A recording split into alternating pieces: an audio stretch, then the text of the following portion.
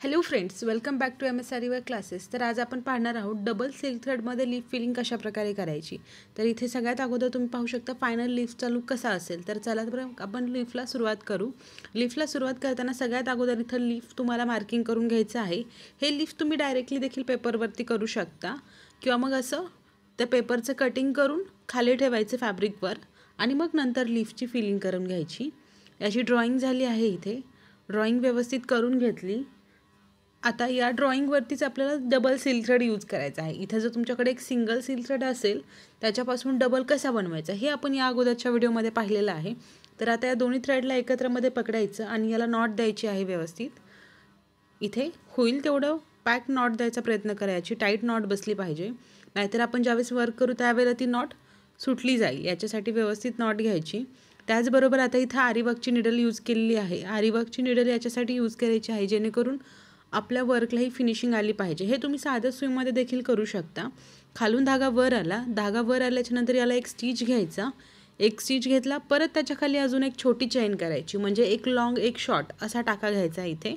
परत आता हा धागा वरच्या साईडला ओढून घेतला, इथे देखील एक टाका घेतला, त्याच्या पुढे अजून एक स्टिच घ्यायचा, कंटिन्यू सेम तेच करायचं। खालच्या साईडला एक स्टिच, परत अजून, म्हणजे दोन्ही बाजूला तुम्हाला डबल स्टिच करायचं आहे।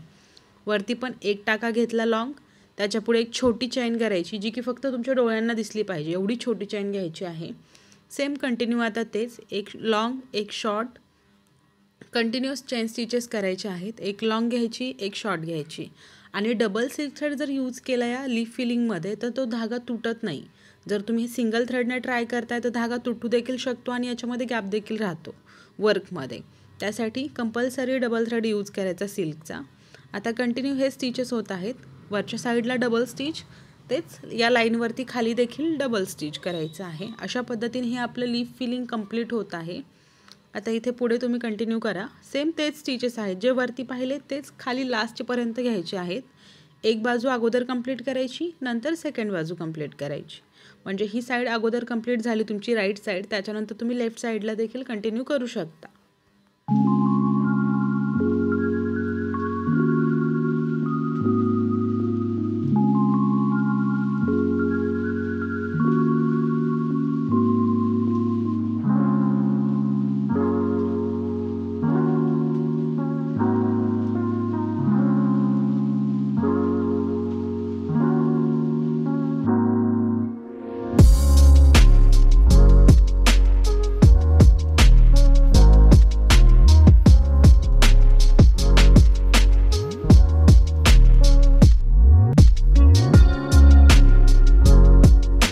अशा पद्धतीने आता इथे आपण खालीपर्यंत सेम स्टिचेस घेतले आहेत। आता या साईडला स्पेस कमी आहे, जागा कमी असल्यामुळे इथे देखील तेच टाके घ्यायचे आहेत। दोन्ही बाजूला डबल डबल लॉक करायचं।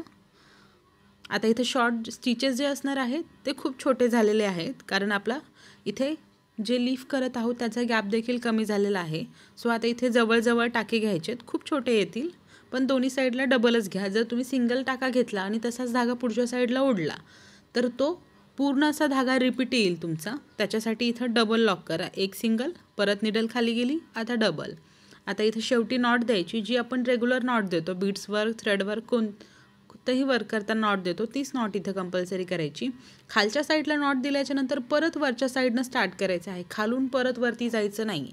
कधीही तुम्ही लीफ फिलिंगची स्टार्टिंग करताय तर ती वरच्याच बाजूने करायची।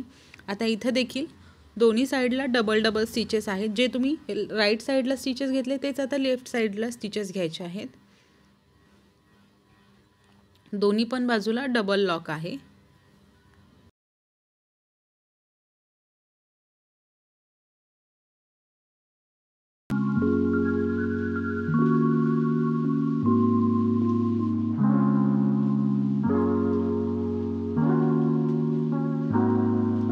आता ज्याप्रमाणे आपण उजव्या साईडला स्टिचेस घेतले होते तेच इथे आता डाव्या साईडला पण घेतले आहेत। तर खाली नॉट द्यायची आहे। आता नॉट द्यायच्या अगोदर इथे थोडा गॅप राहिलेला आहे, तो देखील कव्हर करायचा आहे या डबल स्टिचेसमध्ये।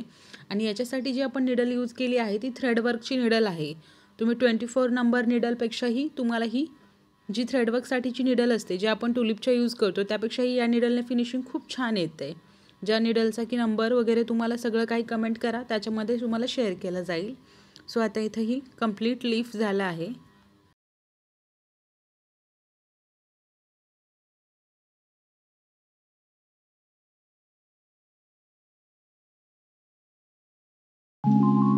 आता लीफ फिलिंग तर कंप्लीट झाली. जस्ट हे आपण डेकोरेशनसाठी म्हणून घेत आहोत, ज्याच्यामध्ये बीड्स वर्क आहे. तर बीड्स वर्क तुम्ही तुमच्या चॉईसनुसार करू शकता किंवा याला तुम्ही जरीच्या थ्रेडनं आउटलाईन केली तरी देखील चालते, ऑप्शनल आहे बीड्स वर्क याच्यामध्ये. तर आपण हा जो इथे गॅप राहिलेला असतो त्या गॅपमध्ये शुगर बीड्स स्टिच करत आहोत. शुगर बीड्स किंवा तुम्ही 1 mm बीड्स देखील घेऊ शकता. सो इथे आता शुगर बीड्सचा यूज केलेला आहे. तर शुगर बीड्सने पूर्ण लीफला देखील राऊंड घ्यायचं आहे. आतमध्ये लाईन घेतली, सेम राऊंड. आता इथे 2-2 करून शुगर बीड्स स्टिच करायचे. जर तुमच्याकडे शुगर बीड्स कमी असतील किंवा नसतील तर तुम्ही इथे डबल चेन स्टिच किंवा सिंगल चेन स्टिच देखील घेऊ शकता जरीच्या धाग्यामध्ये. अशा पद्धतीने आता आपले हे लीफ कंप्लीट होत आलं आहे.